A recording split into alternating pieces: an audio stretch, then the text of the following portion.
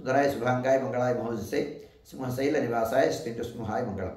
శ్రీ శ్రీ శ్రీ వరాహలక్ష్మీ నృసింహస్వామి వారి సన్నిధానంలో శ్రీ విశ్వావసునామ సంవత్సరం దక్షిణాయనం శరదృతువు కార్తీక మాసం కార్తీక బహుళ షష్ఠి మంగళవారం సప్తమి నక్షత్రం నవంబర్ 11వ తారీఖు యథావిధిగా 4 గంటల నుంచి 4:30 గంటల వరకు సుప్రభాత సేవ.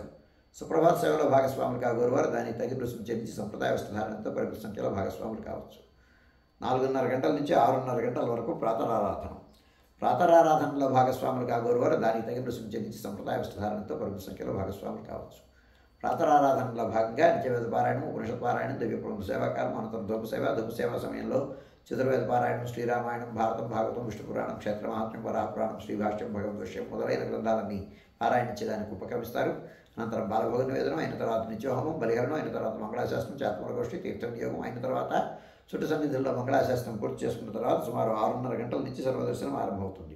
7:30 గంటలకు సహస్నామార్చనం, 8:30 గంటలకు ఆర్జిత గరుడ సేవ, 9:30 గంటలకు ఆర్జిత నిత్య కళ్యాణం ఆరంభమవుతాయి. ఆయా సేవల్లో భాగస్వాములు కాగోరువారు ఆయా సేవలకు తగిన రుసుము చెల్లించి సంప్రదాయ వస్త్రధారణతో పరిమిత సంఖ్యలో భాగస్వాములు కావచ్చు. 11:30 గంటల నుంచి 12:15 గంటల వరకు రాజభోగ నివేదనం, మహానివేదనం. ఈ సమయంలో భక్తుల యొక్క దర్శనం నిలుపుదల చేయడం జరుగుతుంది. మధ్యాహ్నం 12:15 గంటల నుంచి 2:30 గంటల వరకు సర్వదర్శనం కొనసాగుతుంది. మధ్యాహ్నం 2:30 గంటల నుంచి 3 గంటల వరకు మధ్యాహ్న విరామం. ఈ సమయంలో భక్తుల యొక్క దర్శనములు నిలుపుదల చేయడం జరుగుతుంది. మధ్యాహ్నం 3 గంటల నుంచి రాత్రి 7 గంటల వరకు సర్వదర్శనం కొనసాగుతుంది. సాయంకాలం 5 గంటల నుంచి 5:30 గంటల ప్రాంతంలో ప్రధానాలయంలో సహస్రనామార్చన జరుగుతుంది. ఆస్తికులైనటువంటి భక్తులు దానికి తగిన రుసుము చెల్లించి సంప్రదాయ వస్త్రధారణతో పరిమిత సంఖ్యలో భాగస్వాములు కావచ్చు.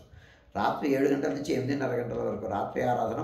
రాత్రి ఆరాధనలో భాగస్వాములు కాగోరువారు దానికి తగిన రుసుము చెల్లించి సంప్రదాయ వస్త్రధారణతో పరిమిత సంఖ్యలో భాగస్వాములు కావచ్చు. రాత్రి 8:30 గంటల నుంచి 9 గంటల వరకు సర్వదర్శనం కొనసాగుతుంది. 9 గంటలకు ఏకాంత సేవ కవాటబంధనతో ఈనాటి కార్యక్రమం సుసంపన్నమవుతుంది.